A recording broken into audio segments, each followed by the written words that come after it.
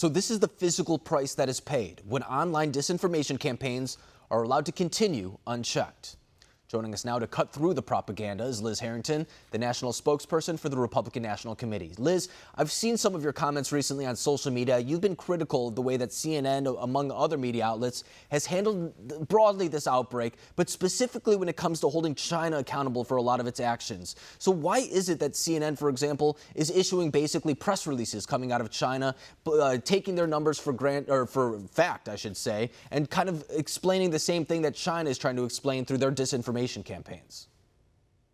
Well, unfortunately, our mainstream media reflexively takes any position that is against our duly elected president of the United States.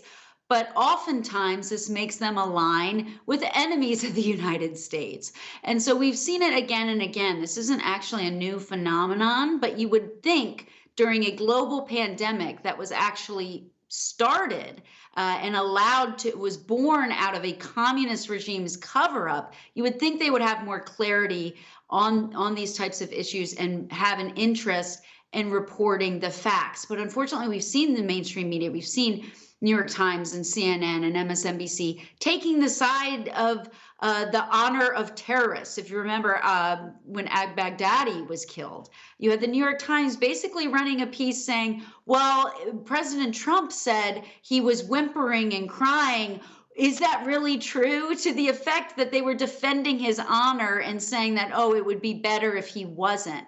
You have that same kind of phenomenon, unfortunately, happening right here, which is, oh, well, China, their numbers, which we can't trust, are lower than the United States. Ooh, now we can blame President Trump for this and make him look bad, when in reality, this was a pandemic that was caused out of China, their cover up, and what certainly looks like at least misleading, or the World Health Organization taking their word for it at the very least, spreading misinformation about the virus really cost not just the United States, but the entire world so much time and critical time to respond to this.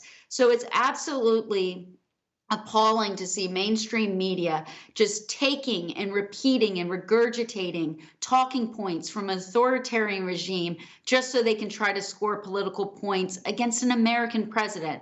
And they really need to take a step back and look in the mirror. But unfortunately, when President Trump shined that mirror for them yesterday out of the briefing room, CNN cut away, MSNBC cut away. They can't see the truth of their own failures in the coverage of during this pandemic. And in regard to that al-Baghdadi thing, I believe it was at the New York Times or the Washington Post described him as an austere religious scholar. I mean, that's something that... Washington Post. It was the Washington Post. I hope that my obituary is so kind when that eventually happens. But when it comes to China, too, so, for example, in 2016, a lot of the president's critics said that Russia was on his side. They launched a disinformation campaign in the United States saying that they were supporting President Trump in his election over Hillary Clinton.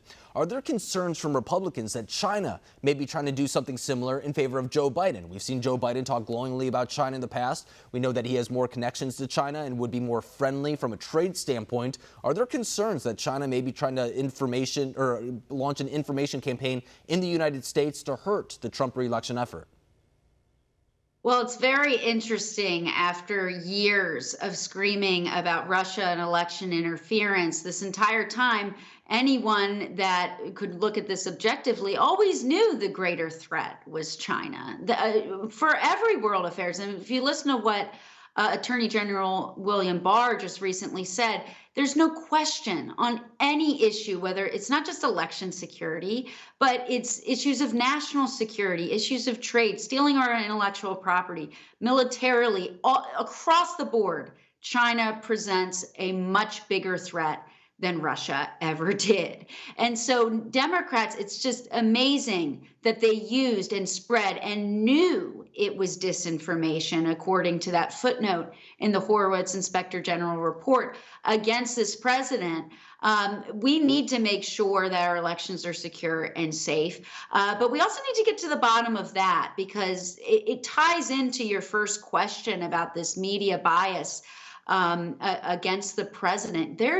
Now it's on record. Now we know. And there needs to be an accounting also with the mainstream media to say, why did you just automatically report whatever leak your intel source gave you? Were you just too lazy, or were you corrupt? Because that is the question. We know this was nonsense and they wasted 3 years on it. So I know President Trump will make sure, and the Trump administration is working very hard to secure our elections. It's also a good point to make about what Democrats are trying to do during this pandemic to change the way we do our elections to give themselves an edge at the ballot box. I know with President Trump in charge and with his administration, they're going to take every safeguard they can, and we will have a safe and free and fair election come November. And of course, U.S. Attorney John Durham is currently looking into the inception in the investigation that you're talking about. So hopefully we should have some answers regarding the early days of the investigation when it came to George Papadopoulos, Carter Page, those investigatory efforts. But I want to pivot back to CNN for a brief moment, because anchor Chris Cuomo was on a radio show recently where he called the network hyper-partisan. In fact, he said that the network is trafficking in things that I think are ridiculous, and even going as far to say it's not worth his time anymore, launching speculation that he may be removing himself from CNN due to the coverage. He hasn't followed up on that quite yet. But speaking of CNN, is it a new thing where they're super critical of Republicans, especially the president, or is this something that has just been now being called out and has been taking place for a lot longer than we may have been talking about? I think it's been building for some time. I think you've seen all mainstream outlets really for a long time. Suddenly they have such favorable opinions of George W. Bush now that he's long out of power. They were calling him Hitler back then too. So it's always been a bias against Republicans, but I think it's a new level. And when you look at CNN, their reaction to the briefing earlier this week, just cutting away, they changed their chyron to say President Trump's having a meltdown. It's propaganda. Well, someone was having a meltdown, and it wasn't the president. It was certainly CNN. And it's interesting to hear what Chris Cuomo said. We'll have to see what he ends up doing. But any objective viewer knows, and that's why their audience is dwindling by so much, that it is so hyper-partisan. It is so out of touch.